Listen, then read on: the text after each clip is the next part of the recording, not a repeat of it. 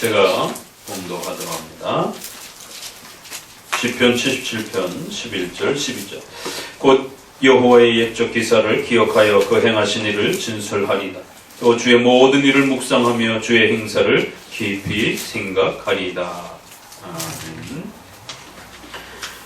502주년 종교개혁 기념주간을 맞이해서 작년에는 도르트 신조에서 소개되어지는 칼빈주의 5대 교리라고 하는 부분을 배웠고, 올해는 5대 강령이라고 하는 5대 솔라라고 하는 종교개혁 시대의 가장 중요한 또 핵심, 또 우리의 가르침들을 다시 한번 되새기면서 우리 기독교의 근본, 뿌리가 무엇이고, 또 적어도 우리가 개신교, 프로테스탄트라고 하는, 또 더 나아가서는 우리가 리폼드 처치라고 하는, 개혁파 교회라고 하는, 개혁파 신앙을 표방하는 장로교인으로서의 또 이러한 신앙의 정체성과 의미가 무엇인지를, 왜 우리가 이러한 신앙을 해야 하는지를 다시 한번 말씀을 통해서 배워가도록 합니다.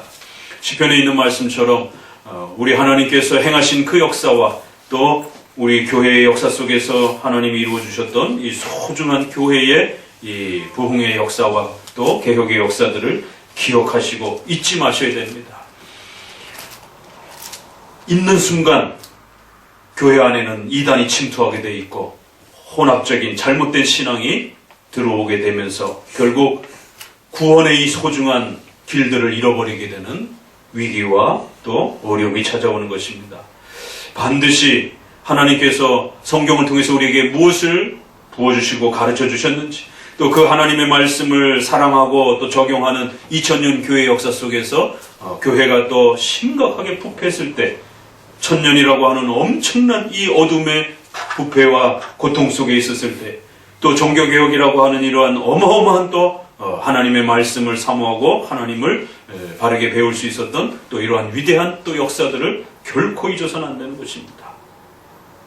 자, 계속해서 이제 오늘은 오직 은혜와 오직 믿음이 해당이 되는 두 가지 솔라에 대한 부분을 또 함께 배우고, 다음 마지막 시간은 그리스도와 오직 하나님께 영광을 라는 두 주제로 이렇게 순차적으로 소개를 해보도록 합니다. 자, 우리 주보에 있는 내용을 다시 한번 되새겨보면서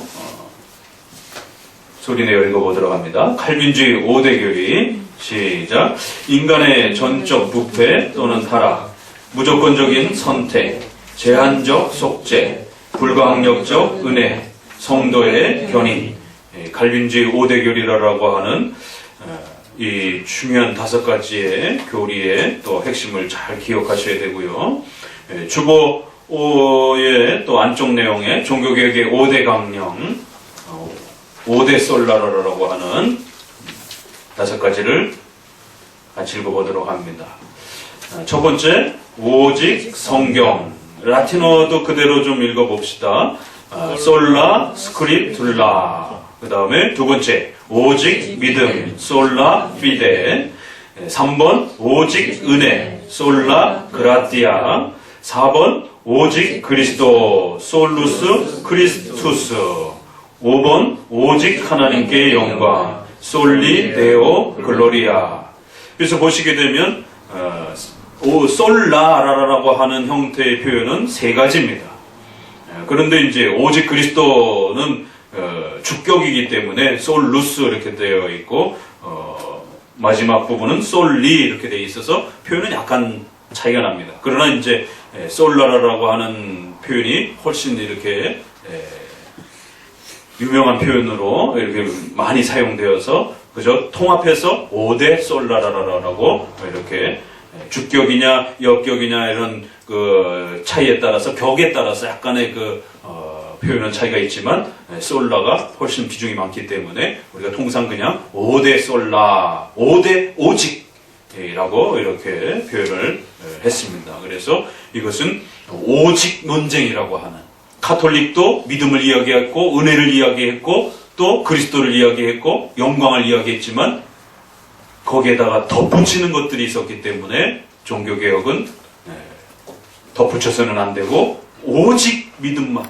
오직 성경만, 오직 예수 그리스도만이 기독교의 근본 교리다라고 하는 이러한 오직을 말하느냐, 아니면 믿음에다가 뭔가 다른 거를 더 추가해서 이렇게 이야기하느냐에, 그러니까 약간 비슷하지만 결국 너무 다른 기독교의 이러한 차이를 보셔야 된다는 것이.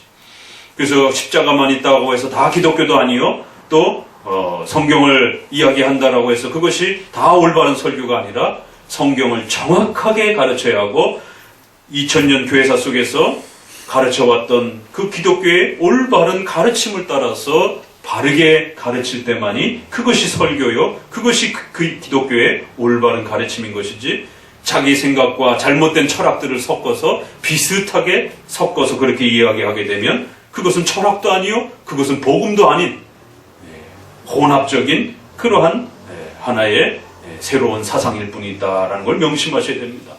이처럼 기독교 역사는 기독교의 근본 복음의 내용에다가, 근본 기독교의 핵심 교리에다가 비슷해 보이는 것들을 섞으면서 성도들을 혼란에 빠지게 만들었고, 결국 구원의 이 길도 잊어버리게 만든 이러한 사탄과의 영적 싸움의 역사가 있었음을 항상 명심하셔야 됩니다. 그렇기 때문에 우리가 왜 많은 교파들이 있는데, 왜 많은 기독교의 그러한 그 모습들이 있는데, 왜 유달리 장로교인들은 장로교가 가장 우수하다라고, 웨스민스터 신앙 고백과 도르트 신조와 이러한 쓰리폼을 고백하는 개혁파 교회가 가장 우수하다라고 그렇게 너무 독선적으로 이야기하는가, 이런 질문들을 많이 받습니다. 네, 우리도 인정합니다. 성결교나 감리교라든가 또 구세군이라든가 이런 다른 교파들을 우리가 이단이라고 말하진 않습니다. 분명 이단 교회들도 있어요. 신천지라든가 여호와 증인들이라든가 이런 부분 분명히 이단입니다. 삼위일체를 믿지 않고 믿음으로의 칭의를 믿지 않습니다. 분명히 이단이. 그러나 삼위일체를 믿고 예수 그리스도를 믿고 믿음으로 구원받아야 된다라고 하는 이런 기독교의 기초 교리를 믿는 그러한 교단들은 우리가 이단이라고 하지 않습니다. 그러나 부족한 기독교라고 말할 수 있는 것이, 수준이 떨어지는 기독교라고는 말할 수 있는 것입니다. 왜요? 기독교에는 삼위일체와 믿음으로의 칭의를만 말하지는 않기 때문인 것이. 기독교의 성경의 이 풍성한 내용들은 그렇게 단지 한두 가지로만 소개되어 있지 않고 그 어마어마한 풍성한 내용들이 담겨 있는 것입니다. 그렇기 때문에 장로교는 가장 우수한, 수준이 떨어지는 그러한 낮은 기독교에 비하면 장로교는 굉장히 우수하고 뛰어난 그러한 신앙적 질서와 내용을 유지하고 간직하고 있다라고 우리가 말하는 것입니다. 왜냐하면 적어도 장로교에서는 핵심적 교리들을 7대 교리로, 또 때로는 십계명까지 포함해서 10개 정도의 그러한 중요한 교리적 체계의 질서를 가지고 있습니다. 그런데 일반 수준이 떨어지고 낮은 교파에서는 삼위일체, 성경관, 그 다음에 예수님 믿고 구원받는다라고 하는 칭의관, 이렇게 한 서너 가지 정도만 강조를 합니다.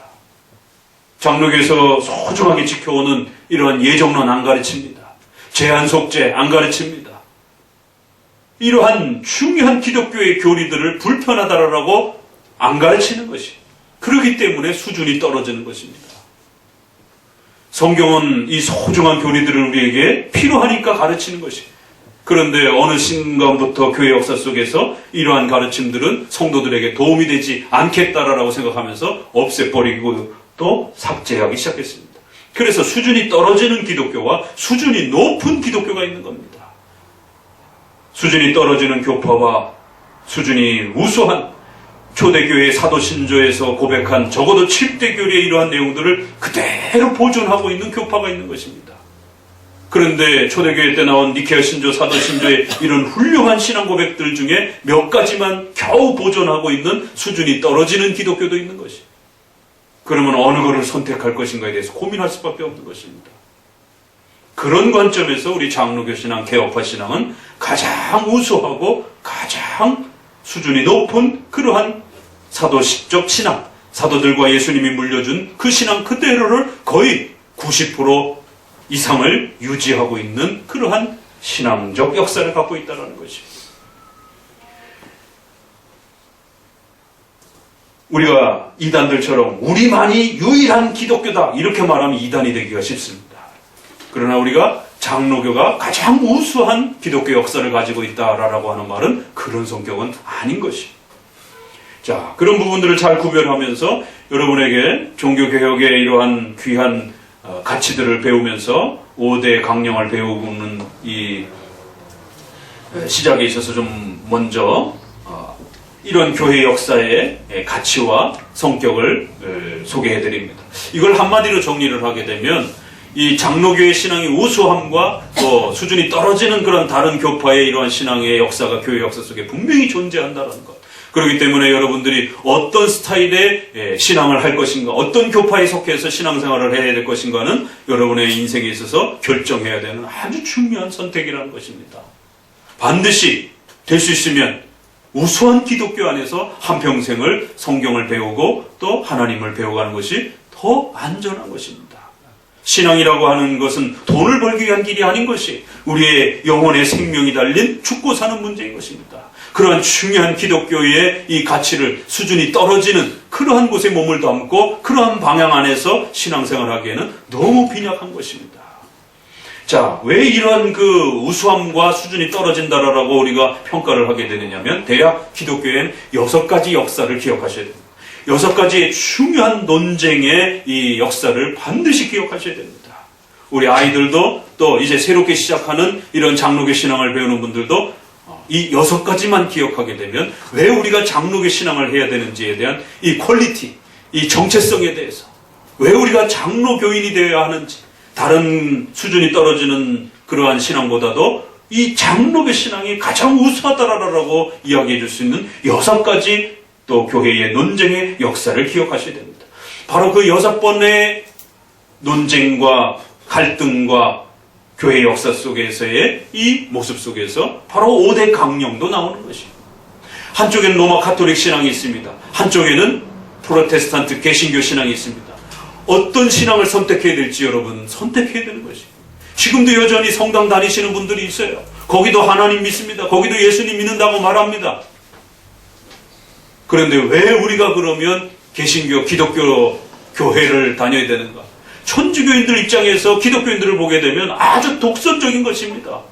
왜 자기들만이 더 우수하다라고 그러고 로마 가톨릭은 부패했다라고 그러는지. 그러니까 그런 관점에서 보게 되면 다른 감리교나 성결교나 구세군에 다니는 이러한 수준이 떨어지는 교파에서 장로교인들을 볼 때 왜 장로교인들은 자기들만이 가장 우수한 기독교 역사와 가장 건전한 기독교 신앙의 교리들을 간직하고 있다라고 자꾸 저렇게 독선적으로 말하는가? 그건 똑같은 것입니다. 가톨릭인들이 봤을 때도 역시 개신교인들은 쟤네들은 뭐가 잘 나가고 자기들만이 가장 건강하고 가장 우수한 기독교다라고 그러면서 가톨릭을 저렇게 수준이 떨어지는 그래서 가톨릭의 세례도 이제 최근에 와서는 거부하기 시작했습니다. 합동 측에서 거부하기 시작했고 더 나아가서는 가톨릭을 이제는 이단이라고 정죄해야 된다라고 하는 논의까지 나오기 시작했습니다. 그러나 그 전까지는 아직 가톨릭을 이단이라고 교단적으로 확정하지는 않았습니다. 저도 개인적으로 가톨릭은 아주 심각하고 부패한 정말 이제는 이단 이상을 넘어가는 그런 심각성을 보이고 있다라고 말할 수 있어요. 그건 개인의 신학자의 견해로서. 그러나 교단적인 결정으로는 아직 합동측 외에는 가톨릭에 대해서 이단이라고 결정한 교단은 없습니다. 공식적인 결의가 매우 중요한 것이. 결국 우리가 종교개혁의 5대 강령은 이처럼 로마 가톨릭과 개신교의 싸움인 것입니다. 그러면 여전히 지금도 로마 가톨릭 신앙을 하고 있는 사람들이 있는데 왜 우리가 굳이 5대 솔라를 부르짖으면서 개신교의 이러한 또 신앙생활을 택해야 되느냐 말이에요. 6가지 역사만 꼭 기억하시기 바랍니다. 첫 번째는 어거스틴과 펠라기우스의 논쟁입니다. 잘 아시는 것처럼 초대교회의 모든 부분들을 요약하는 논쟁입니다. 410년을 전후로 해서 갑자기 행위로 구원받아야 된다라고. 인간은 부패하지 않았다라고. 하나님의 은혜가 필요한 것이 아니라 인간의 의지를 잘 노력해서 인간의 선한 행위를 열심히 최선을 다하면 인간은 하나님을 찾을 수 있다라고 하는 그래서 오직 은혜, 오직 믿음에 대한 최초의 논쟁은 바로 어거스틴과 펠라기우스의 논쟁에서 시작이 됩니다. 펠라기우스도 목사님입니다. 그런데 느닷없이 어거스틴이 가르쳐왔던, 사도들이 가르쳐왔던 오직 은혜로, 오직 은혜는 거기에 전제가 있습니다. 전적으로 부패한 자들이기 때문에 우리의 자신의 인간의 힘으로는 하나님을 찾을 수 없다라고 하는 인간의 전적 부패가 거기에는 담겨 있는 것입니다. 그래서 온전히 하나님의 은혜만이 우리를 구원할 수 있다는 거예요. 그런데 펠라기우스는 그렇게 말하면 안 된다. 그렇게 말하면 인간이 뭐가 되느냐? 인간이 바보냐? 인간이 짐승이냐? 인간이 괴물이냐? 인간이 이렇게 훌륭한 존재인데 어떻게 그렇게 인간을 막 말할 수 있느냐? 인간의 선한 행위와 열심과 최선을 다하는 인간의 이러한 노력들을 가지고 얼마든지 하나님을 찾을 수 있다는 것이. 오직 은혜로 이렇게 가르치게 되면 인간의 도덕심, 양심, 도덕적인 이런 책임감, 이런 부분들이 파괴된다는 거예요. 오직 은혜로만 가르치게 되면 인간의 도덕적인 훈련과 노력에 대해서 게을러지고, 그래? 그럼 이제 우리는 하나님의 은혜로 사니까 막 살아도 돼. 이런 잘못된 지나친 방종과 방임이 벌어진다는 것입니다. 초대교회 때 실제로 그런 오해들이 있었습니다. 그래서 신자들이 막 살아요. 경건 생활도 등한히 하시고 십계명의 이러한 삶에 대해서도 막 엉망진창으로 파괴하고 성도들의 삶의 수준과 도덕적 수준이 땅바닥에 떨어져 있었습니다. 그래서 로마인들에 의해서 손가락질 받고 기독교인들이 어떻게 저럴 수가 있는가. 야, 교회 다니지 마. 교회만 다니면 사람들이 이상해져. 몰상식해지고 독선적이고 이기적이고. 어디서 많이 들어본 소리 아니에요? 요즘에 한국 교회가 교회 세습이니 뭐니 해서 어마어마한 사회적 지탄들을 받고 있습니다. 이럴 때 누가 등장하겠어요?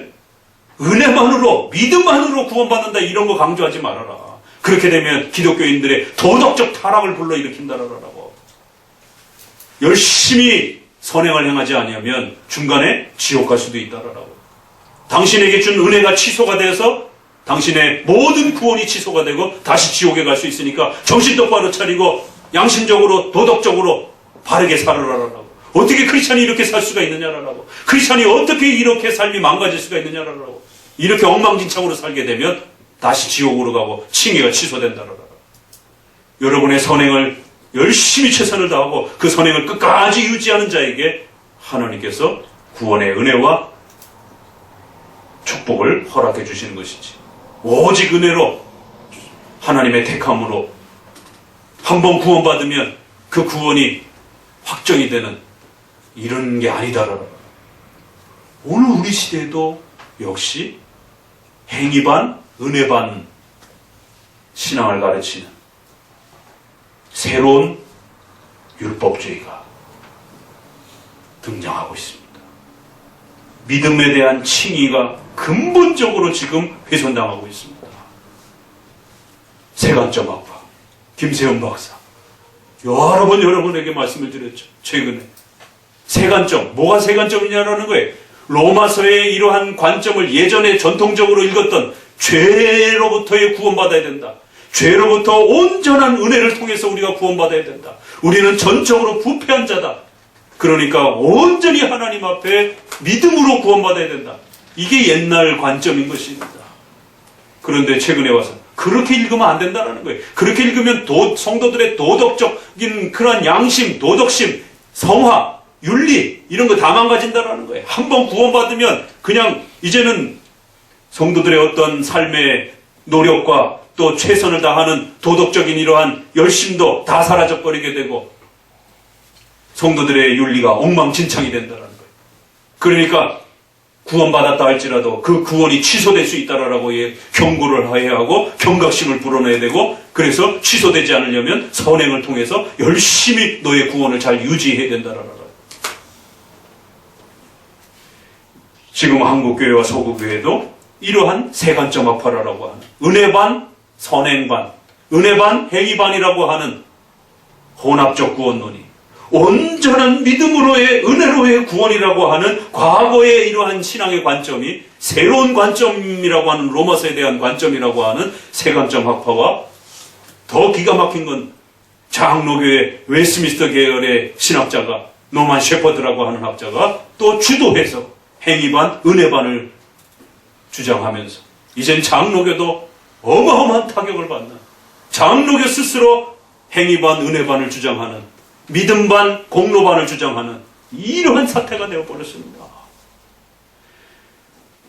400년 바로 어거스틴과 펠라기우스의 논쟁을 기억하셔야 됩니다. 그럴 때 여기에 팜펠라기우스라는 사람이 등장을 합니다.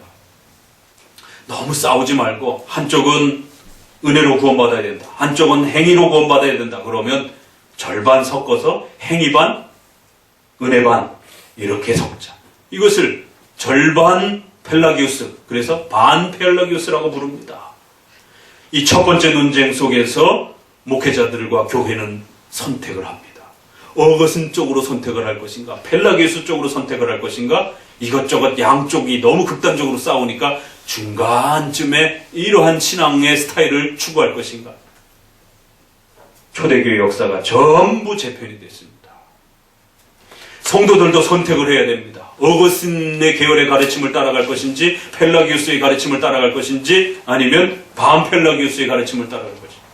첫 번째 교회사에 어마어마한 논쟁이 터진 것이 오직 은혜로, 오직 믿음으로에 대한 첫 번째 논쟁입니다.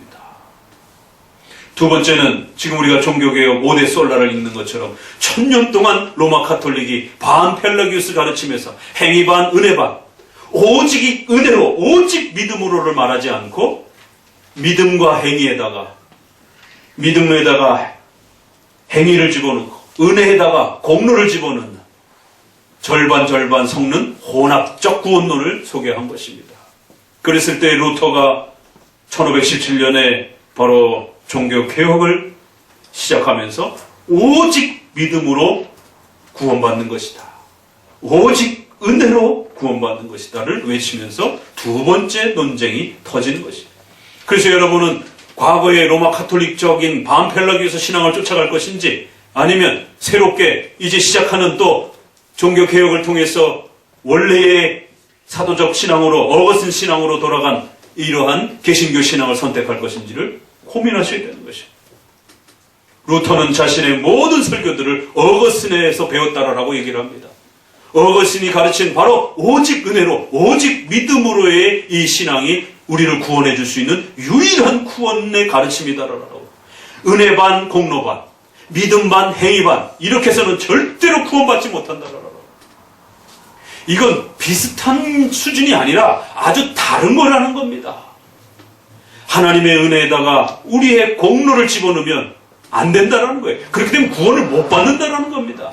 믿음으로, 오직 믿음으로 구원받아야 된다라고 말해야 되는데, 오직 믿음으로에다가 우리의 선행과 행위를 덧붙이게 되면 그건 아예 구원이 없어져 버린다는 것이에요.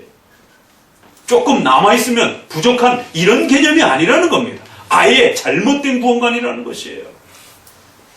오직 예수 그리스도의 피를 통하여 믿음으로, 은혜로 우리는 전적으로 부패한 자이기 때문에 오직 하나님의 전폭적인 은혜로 구원받는다라고 고백을 해야 죄사함 받고 예수님을 통하여 구원이 우리에게 성취되는 것입니다. 예수님의 은혜 반, 우리의 선행 반 이러면 아예 구원이 이루어지지 않는다라는 겁니다. 이건 유사하고 비슷하고 부족한 문제가 아니라 아예 참된 구원이 아니라는 것이에요. 선택을 해야 합니다. 세 번째 논쟁이 벌어집니다.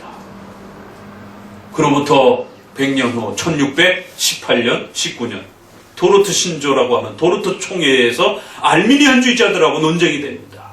그러니까 로마 카톨릭하고의 싸움이 종교개혁의 첫 싸움이었다라면 우리는 이 5대 솔라를 배우면서 2차 논쟁까지 기억하셔야 됩니다. 1차 논쟁은 로마 카톨릭과의 5대 솔라가 논쟁이 됐던 것이에요. 그러나 기독교 역사는 신속히 또 잘못된 이단들이 교회 안으로 들어오면서 100년도 채 지나지 않아서 1517년에 종교개혁이 일어났는데 1618년에 또다시 유럽 전체가 발칵 뒤집어지면서 알미니우스라고 하는 목회자가 등장을 해갖고는 은혜 반, 행위 반, 믿음 반, 선행 반.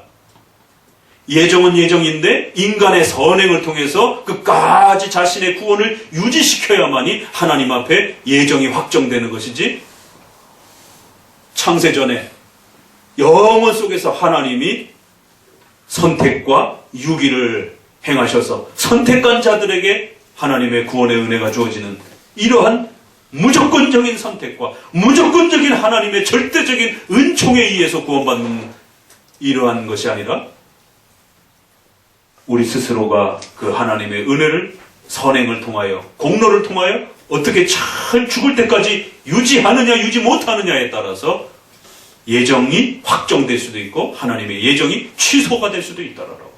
과거의 루터의 논쟁은 칭의가 취소가 되느냐 유지가 되느냐에 대한 논쟁이었다라면 색깔만 살짝 바뀌었을 뿐이지 100년 뒤에는 예정이 취소가 되느냐 예정이 그대로 단 한 번의 예정은 영원히 변하지 아니하고 그대로 하나님의 은혜가 확정되는가, 이처럼 예정이 취소가 되느냐 취소가 되지 않느냐에 대한 논쟁으로 100년 뒤에 세 번째 또 논쟁이 벌어지는 것입니다. 이럴 때 유럽의 수많은 목회자들이 소위 예지예정이라고 하는, 하나님이 누가 착한 사람인지 누가 공로가 있는 사람인지 누가 선행을 끝까지 유지하는지 하나님이 지켜보신다는 거예요. 하나님의 지식을 통해서 하나님이 멀리 내다보시는 그러한 지식을 통해서 지켜보시다가 선행을 끝까지 잘 유지하는 사람을 하나님이 최종적으로 예정해 주신다는 거예요. 그러나 우리 장로교는 아닙니다. 하나님의 오직 은혜를 예정을 그렇게 말하게 되면 인간이 자기의 구원을 좌우지하게 됩니다. 하나님의 은혜와 구원이란 하나님이 택한 백성들에게 전적으로 부패하여 아무것도 할 수 없는 이 무능력한 자들을 찾아오셔서 그리스도의 피로 우리를 구원하여 주시는 단회적인 유일해적인 확전적인 하나님의 은혜인 것입니다. 그래서 하나님이 택한 백성들, 하나님이 선택한 자들에게 구원의 은혜를 베풀어 주시고 그 구원의 은혜를 받은 자들이 죽을 때까지 어떻게 살아갈 것인지를 하나님은 잘 또 살펴주실 것이다라고. 예정을 먼저 생각하고 우리 성도들의 삶을 살펴보시는 예지를 나중에 다루는 것이. 그런데 알미니안주의자들은 예지, 우리가 어떻게 살 것인지를 하나님이 지켜보신 다음에 예정, 나중에 확정하겠다라는 거예요.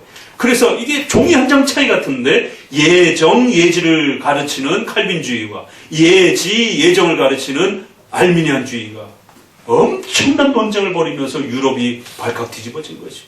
그래서 수많은 성도들이 맞아, 한번 구원받으면 영원히 구원받는다라고 하는 이런 가르침을 잘못 이해하면 성도들의 윤리, 도덕, 이러한 성화, 이거 등한시해도 되는 것처럼 오해하지 않는가? 그러면 기독교인들이 막 살아도 되지 않는가?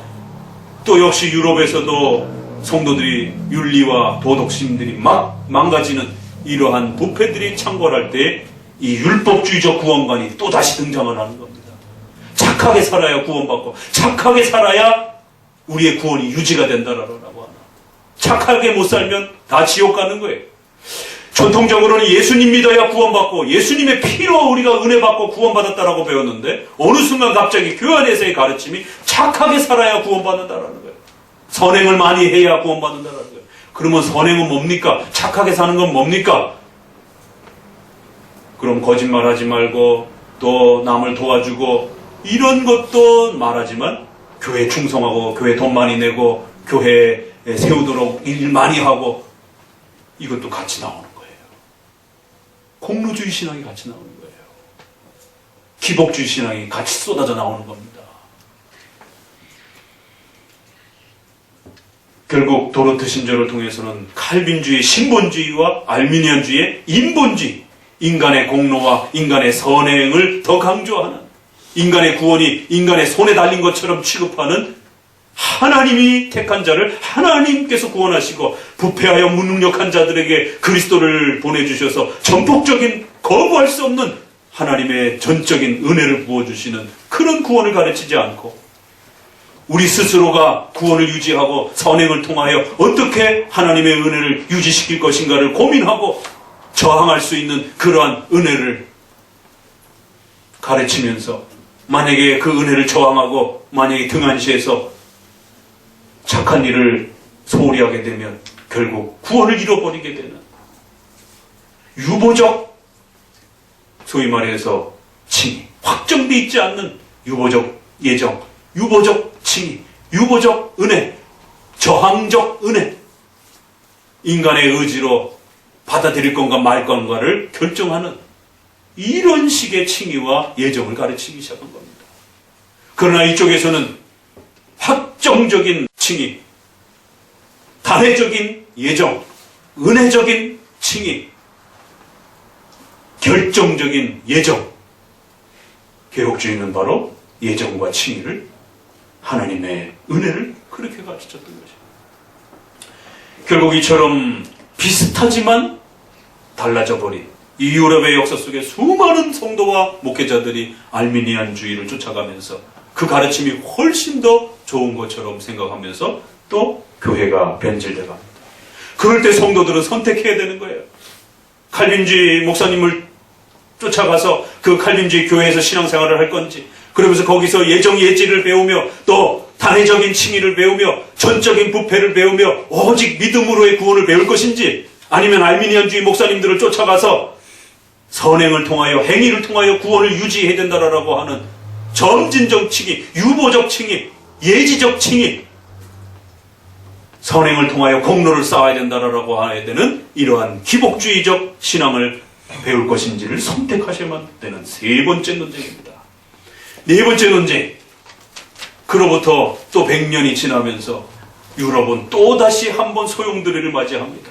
1618년, 19년, 그리고 이어서 1648년, 30년 뒤에 웨스트민스터 신앙 고백까지가 바로 이 세 번째 논쟁의 시대라고 볼 수 있습니다. 유럽의 영국의 역사들도 영국의 웨스트민스터를 해설하는 많은 분들이 바야흐로 영국은 90% 이상이 알미니안주의 신앙이 되었다라고 탄식하면서 유럽의 또 영국의 심각한 신앙의 부패를 걱정하는 모습들을 보게 됩니다. 그러면서 정통 신앙인 칼빈주의와 개혁파 신앙, 도르트 신앙으로 돌아가야 된다라고 이러면서 웨스트민스터 신앙 고백이 다시 고백이 되어지는 것이 같은 세 번째 논쟁으로 보게 됩니다. 그로부터 100년 후에 1700년, 1720년, 1730년, 40년, 바로 이 1730년, 1700년 초에 그 유명한 경건주의와 신앙 고백주의의 논쟁이 벌어집니다. 교리를 중심으로 해서 도르트 신조를 가르치고 교리를 중심으로 해서 웨스트민스터 신앙 고백을 가르치면서 강해 설교를 하고 교리 문답 공부를 하고 열심히 성경의 강해의 이러한 그 설교를 들었던 성도들이 어느 순간 알미니안주의에 의해서 자꾸만 교리를 싫어하고 또 강해 설교를 싫어하는 이런 풍토가 교회 안에 들어오기 시작하면서 신앙은 좀 뜨겁게, 찬양은 좀 뜨겁게, 기도는 좀 뜨겁게, 이런 식의 구호들이 들어오면서 주기도문에 이렇게 냉철하게 교리를 따라서 기도하는 기도는 너무 냉랭하다. 시편의 가사를 빠짐없이 잘 교리적으로 기억하면서 그렇게 시편의 교리적 찬송을 지루하고 따분하다라고 말하면서 축소하면서 감성을 일으킬 수 있는 곡조와 멜로디를 이제 부르는 그러한 뜨거운 찬송으로 오랜 시간의 강의 설교보다는 그저 제목 설교를 통해서 설교는 20분, 30분으로 간략하게 그렇게 듣고 싶어하는, 소위 말해서 제목 설교 시대가 돌입하기 시작한 겁니다. 신앙 고백서를 철저히 배우면서 그 신앙 고백 중심에서 객관적인 성경 해석의 토대에 입각하여 우리의 신앙을 점검하고 교회를 유지해가는 이런 객관적 신앙 고백주의에서 벗어나서 주관적인 자기의 신앙의 뜨거움을 강조하는, 소위 말해서 경건주의적 신앙 풍토가 들어오기 시작한 것이. 그래서 우리가 그거를 경건주의라고 말합니다. 자기 마음대로 성경을 읽습니다. 자기 마음의 뜨거움을 강조합니다. 그게 기준이 돼버린 것이, 그러한 자신의 경건의 이러한 신앙의 뜨거움이 기준이 돼버린 것이. 그래서 뜨거움을 강조한다. 그걸 좀 고급스럽게 신학적 용어로 경건이라고 명칭을 한다라면 그들을 경건주의라고, 뜨거움, 내적인 주관적 뜨거움을 강조하는 주의라는 것이. 그러나 이쪽에는 전통적으로 뜨거움이 중요한 게 아니라 성경이 무엇을 말하는가, 그것을 정리한 신앙 고백을 통하여 교리를 차분히 이해하고 객관적으로 그게 내가 이해가 되든 안 되든 교회가 가르쳐오고 믿어왔던 그 가르침이 객관적으로 무엇인가를 먼저 배워야 하는 것입니다. 그리고 난 다음에 주관적으로 내가 그걸 받을 건가 안 받을 건가에 대한 자신 안에의 결단과의 싸움인 것이에요. 그래서 교회의 공적인 객관적인 신앙 고백이 무엇인가를 고민하고 배우려고 하는 전통적인 신앙 고백적 교회와 경건주의가 충돌을 합니다. 경건주의로 대표되는 1700년 초는 누굽니까? 존 웨슬레, 조지 히필드. 독일에서는 웨슬레가 또 넘어가서 함께 교류하면서 배웠던 독일의 스페너, 진젠돌프, 모라비안 파라라라고 하는 진젠돌프, 또 그 웨슬레의 친구인 조지 히필드가 미국으로 넘어가면서 조나단 에드워드의 바로 미국의 소위 말해서 경건주의 운동이 일어납니다. 대륙 전체가 경건주의의 이 풍토가 폭발하는 것이에요.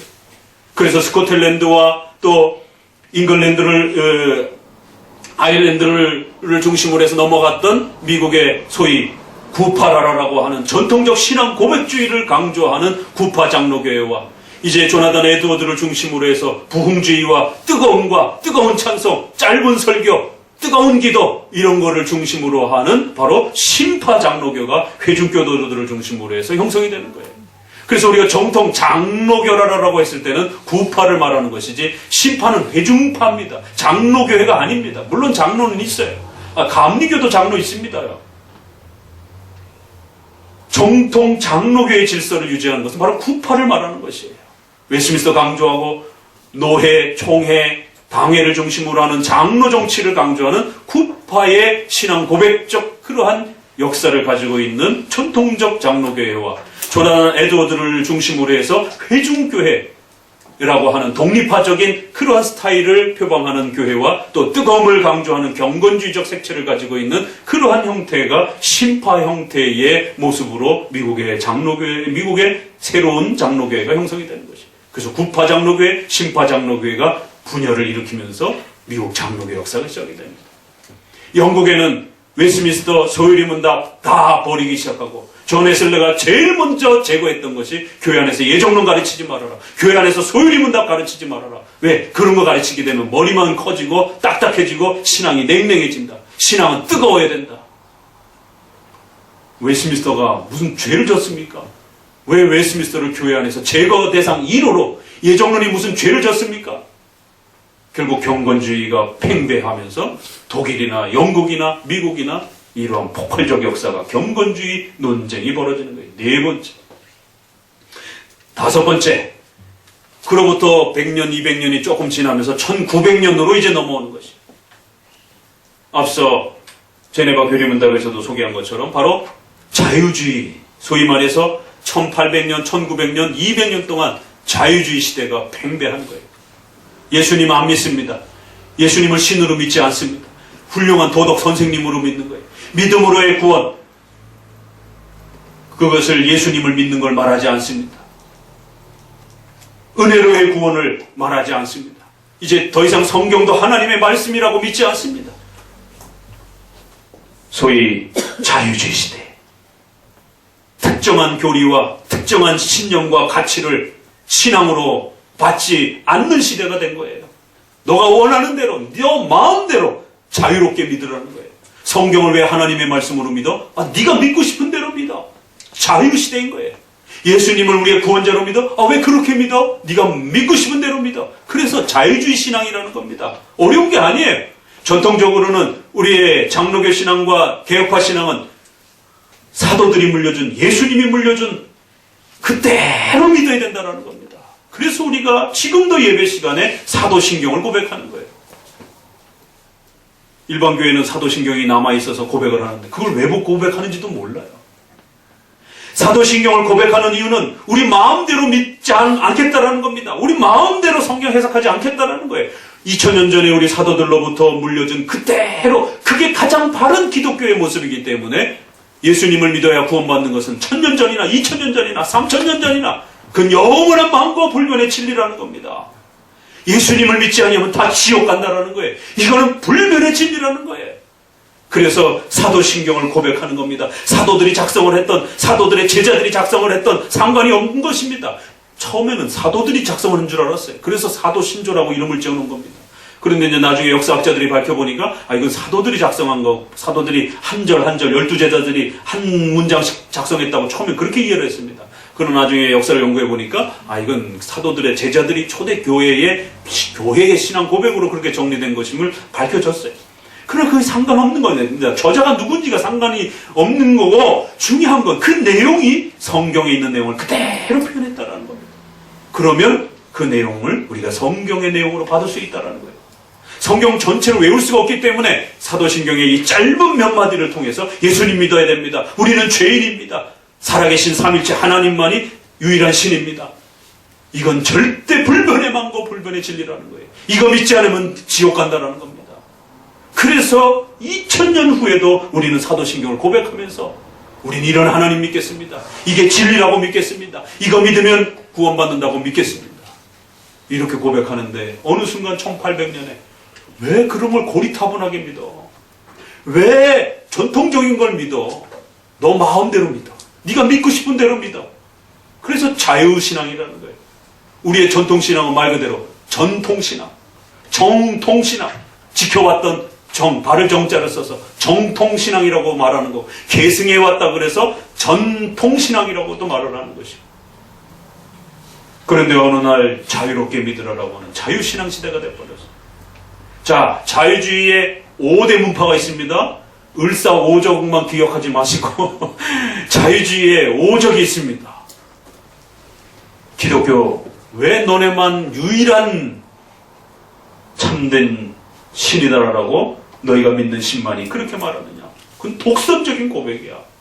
왜 하나님만이 유일하신 전능하신 살아계신 분이라고 고백하느냐? 다른 신들도 많아. 이렇게 이야기하기 시작하는 거예요.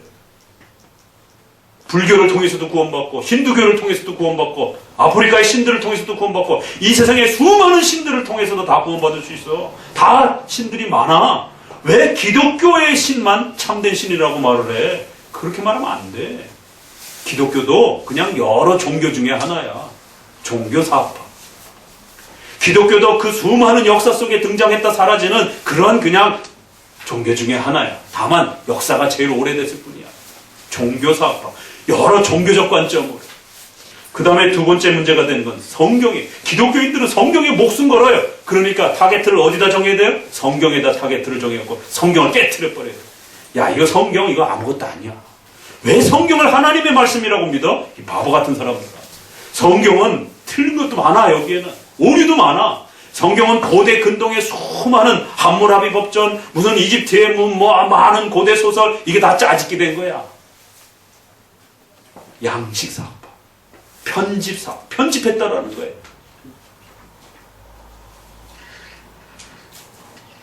전승사학파, 종교사학파하고 전승사학파를 하나로 묶어도 볼 수도 있고, 그 다음에 양식사학파, 편집사학파는 성경과 관련된, 이거 짜집기 된 거야, 이거. 수많은 양식들이 이렇게 결합이 된 거야. 수많은 어떤 이러한 그 문학적인 고대 소설들이 편집된 거야. 성경과 관련해서 두 개의 자유주의파가 있습니다. 그리고 마지막에는 그나마 유순하다라고 보는 파가 바로 구속사학파입니다. 야, 그래도 성경을 읽어야 되지 않아? 그래도 기독교인들한테 성경은 중요한데. 그럼 성경을 어떻게 읽어야 될 것인가? 언약 중심으로, 구원 중심으로 읽자라는 거예요.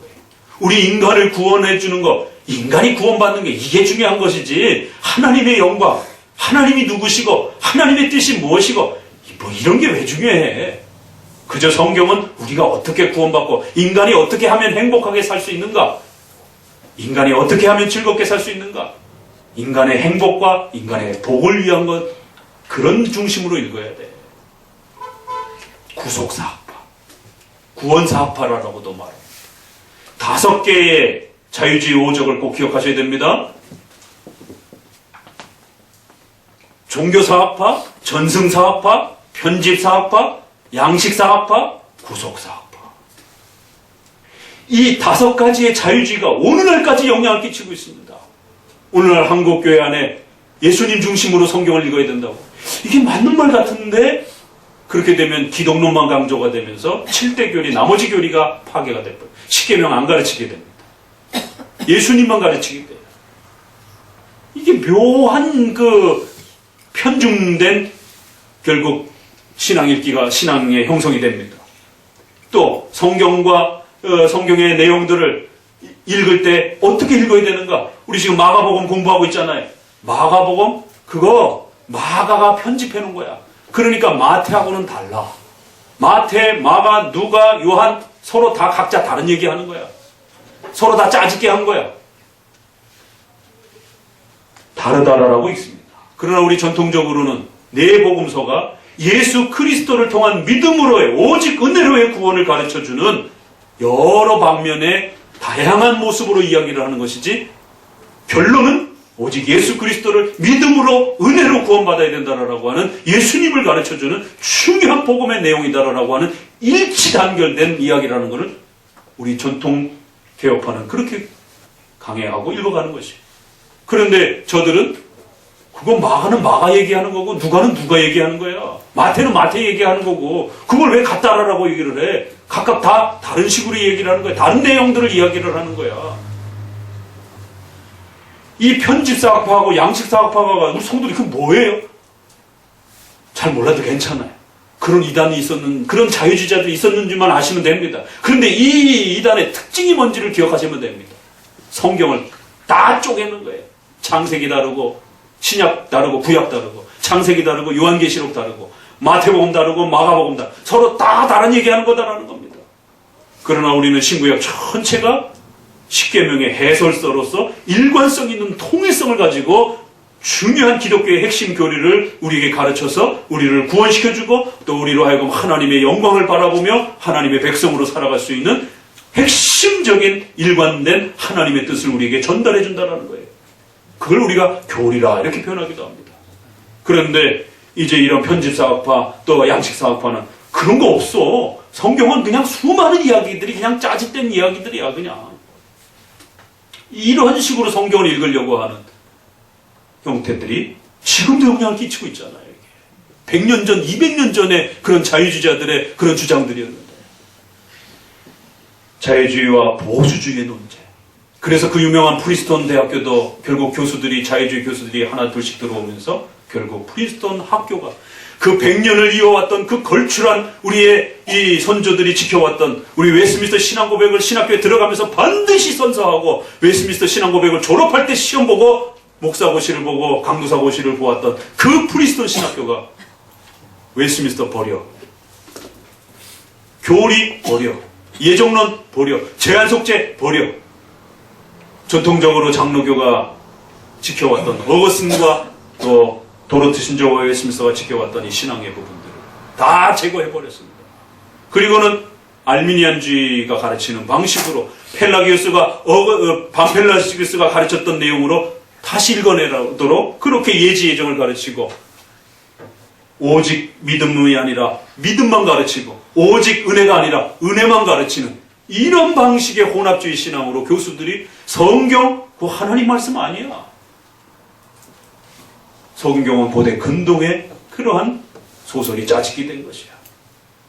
이런 교수들이 들어오기 시작하면서 프린턴 신학교가 완전히 붕괴가 되는 것이야. 바로 그 시점에 가서 공부한 분이 기독교 장로교의 설립자인 조선신학교 세웠던 김재준 박사입니다. 박형용 박사님은 그 프린스턴이 좌경화되고 타락하기 전에 가서 배웠기 때문에 오시자마자 성경은 하나님의 말씀입니다. 오직 은혜로 오직 믿음으로만 구원받습니다. 그런데 그 후배인 김재준 박사는 똑같은 프린스턴 신학교를 졸업하고 왔는데 오자마자 성경은 하나님 말씀하고 모세오경은 하나님 말씀하고 총회가 발칵 뒤집어졌어요. 신학자 입에서, 목사님 입에서 성경은 하나님 말씀이 아니라 고대 근동의 그런 소설에 여러 개들이 짜집된 것이다라는 것이, 같은 신학교를 졸업하고 왔는데, 그래서 1930년대에 김재준 목사를 어떻게 할 것인가에 대해서 총회 결의가, 조사위원회가 벌어지면서 당신 그거 취소 안 하게 되면 목사 면직하고 우리 장로교에서 쫓아낼 것이다라고. 그러자 그 김재준 목사를 따르는 수많은 또 제자들과 또 후배들이 왜 김재준 목사님을 또 면직하려고 권징하려고 하느냐, 이건 잘못된 것이다. 그럼 왜 성경이 하나님 말씀이냐? 이런 이제 논쟁이 벌어지는 겁니다. 그래서 결국에는 권징을 하고 면직을 시키는. 그러자 김재준 목사님과 그 제자들이 조선신학교를 한국 기독교 장로회라고 하는 교단도 새로 설립하고 신학교도 새로 설립하는 최초의 한국 장로교의 분열이 일어납니다. 바로 그럴 때 일제시대였기 때문에 일본 총독부의 힘을 빌어가지고 박형룡, 박윤선 목사님 이런 분들은 평양신학교는 신사참배한다는 이유 때문에 학교도 폐쇄되고 다 쫓겨나고 학교도 없어, 아무도 없어요. 그러니까 결국 총독부의 힘을 빌어서 조선신학교를 결국 1940년도에 새로 학교를 세우는 겁니다. 그리고는 그 학교를 중심으로 해서 한국 기독교 장로회라고 하는 교단이, 우리는 한국 예수교 장로회입니다.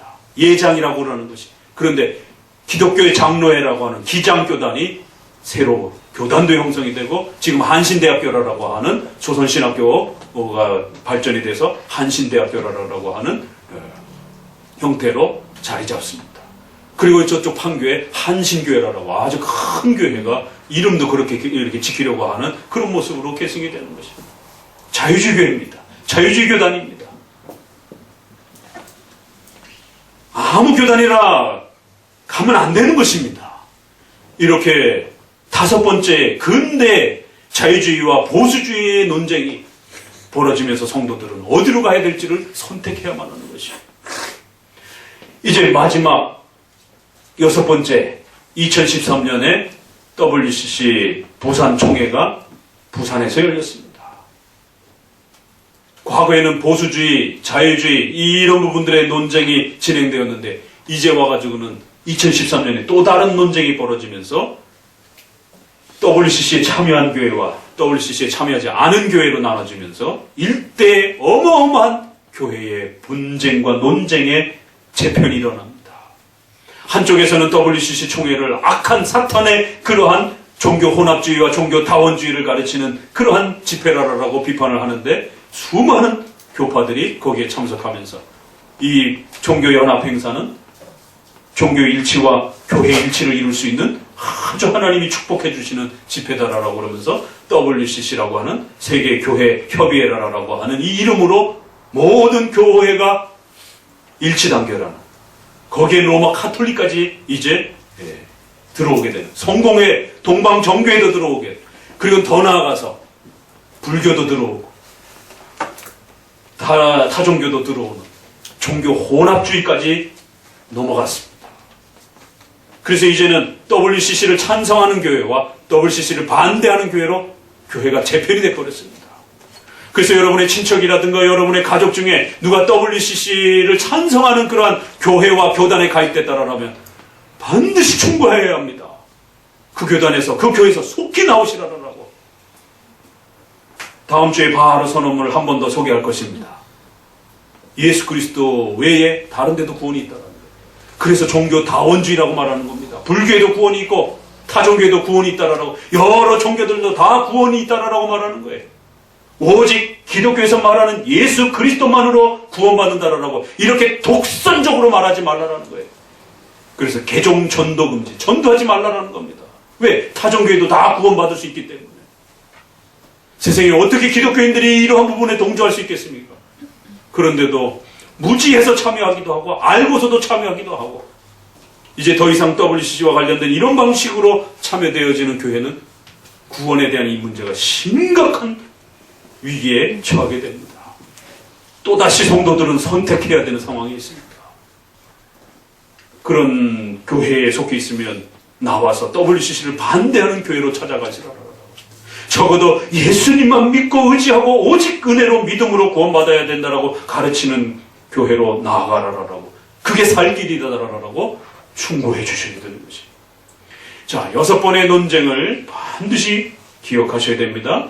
이제 이러한 그 논쟁을 중심으로 해서 여러분들에게 오직 은혜로 오직 믿음으로라고 하는 이러한 중요한 기독교의 구원의 가치들이 이 여섯 번의 논쟁을 거치면서 끊임없이 오직 은혜와 오직 믿음으로 구원받는다라고 하는 이 가치를 지켰던 어거스틴 라인의 그러한 교파와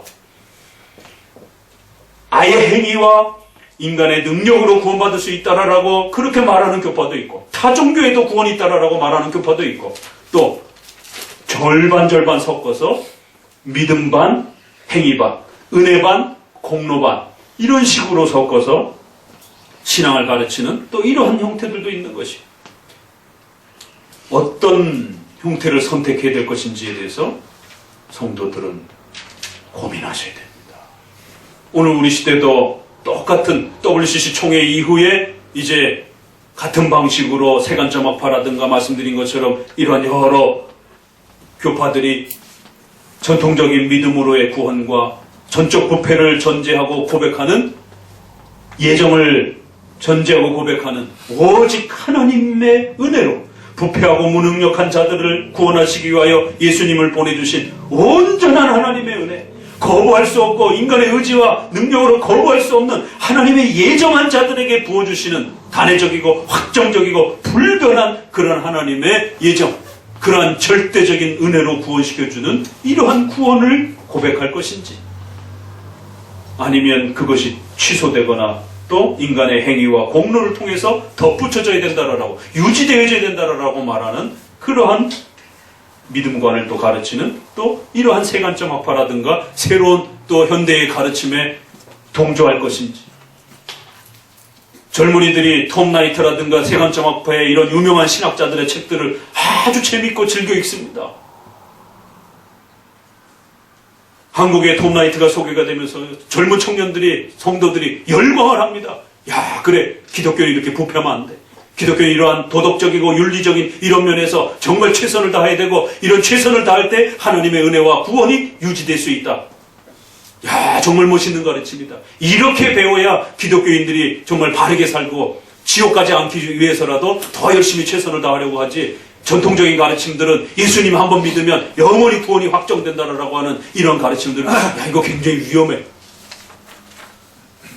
이런 도전들이 지금 6번째 논쟁, WCC 논쟁 이후에 절대적인 오직 은혜, 오직 믿음, 오직 예수 그리스도, 오직 기독교만이 유일한 참된 기독교요, 종교요, 일계명에 따라 기독교에서 말하는 하나님만이 살아계신 유일한 참신이라라고 고백하는, 나머지는 전부 가짜라라고 하는, 독선적입니다. 아주 강한 표현입니다. 그럴 수밖에 없죠. 왜냐하면 이건 진리의 문제이기 때문에, 죽고 사는 문제이기 때문에, 일반 복지에 대한 이런 선택하고 또 뭐 자손을 선택할 수 있는 그런 문제가 아니잖아요. 이건 올바른 것을 선택할 때와 잘못된 걸 선택했을 때 우리의 영원히 지옥에서 죽느냐 사느냐의 문제란 말이에요. 참된 하나님을, 유일하신 하나님을 믿으면 살 것이고, 그 하나님을 믿지 아니하면 죽는 것입니다. 두 번째 선택, 세 번째 선택이 없어요. 그렇기 때문에 문제가 되는 것입니다. 다시 한번 오직 은혜로, 오직 믿음으로 라고 하는 이 고백을, 사실 우리가 다 알고 있는 내용이지만 종교개혁 기념주간을 맞이해서 다시 한번 교회 역사와 또 이렇게 연결해서 여러분들에게 왜 우리가 개혁파 신앙을 해야 되는가, 왜 우리가 어거스틴 신앙을 해야 되는가, 왜 우리가 도르트 신앙과 웨스민스터 신앙의 이러한 내용들을 계승해서 그 역사 속에서 지켜왔던 오직 은혜와 오직 믿음을 그대로 지키려고 했던 이러한 개혁파 신앙을 왜 우리가 지금도 해야 되는가, 왜 우리가 WCC를 반대하는 그러한 보수 신앙을 해야 되는가. 교회 역사와 관련된 6번에 걸친 이런 오직 은혜와 오직 믿음이라는 것을 망가뜨리기 위해서 교회 역사 속에 크게만 봐도 이렇게 6번이라고 하는 엄청난 교회 역사 속에 사탄은 교회의 이 소중한 믿음으로 구원받는다라고 하는, 오직 하나님의 은혜로 구원받는다라고 하는 이 영광스러운 가르침을 빼앗기 위해서 수도 없이 공격했던 것입니다. 그리고 지금도 또 교회 문을 파괴하고 있는 거죠. 정신 똑바로 차리시고 지난 2000년 동안 지켜왔던 6번의 논쟁을 거치면서 목숨을 걸고 우리 선조들이 지켜왔고, 또 우리 선조들이, 한국 장로교회의 믿음의 선조들이 6.25와 일제시대를 지나면서 목숨을 걸고 피 흘려 지켜줬던 오직 은혜로 오직 믿음으로 전적으로 부패한 우리 죄인들은 오직 하나님의 은혜로 그리스도의 피로 믿음으로만 칭의받고 은혜 받는다라, 의롭게 되어진다라고 하는, 절대로 선행과 인간의 공로가 우리 구원에 덧붙여지는 게 아니다라고 하는, 비록 선행과 우리 성도들의 선행은 반드시 또 책임을 져야 됩니다. 그러나 그것은 칭의해서가 아닙니다. 그건 성화해서, 비록 부족하고 연약하더라도 우리 성도들이 성화의 삶에서 책임져야 될 문제지, 오직 은혜와 믿음으로 지옥에서부터 천국으로 옮겨지게 되는, 죄인에서 의인으로 옮겨지게 되는 이 칭의의 문제는 절대로 선행이 들어가서는 안 됩니다. 단 0.1%도 인간의 공로와 선행이 가미가 되어서는 안 되는 것이에요.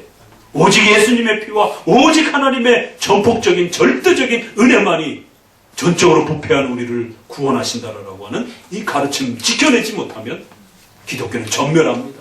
우리의 신앙은 지옥으로 떨어지고 지옥에서 그대로 머물러 버립니다. 오직 은혜와 믿음으로라고 하는 이 가르침만이 지옥에서 우리를 건져내 줄 수 있는 것이에요.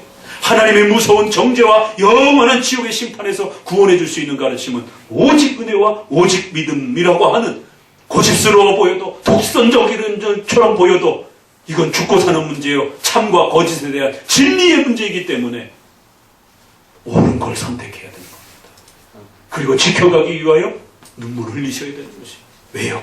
이제는 이거를 주장하는 자들을 많이 볼 수가 없기 때문에, 이거를 주장하게 되면 오히려 손가락질 받는 시대가 되었기 때문에 눈물을 흘릴 각오를 하셔야 됩니다. 희생을 하실 각오를 하셔야 됩니다.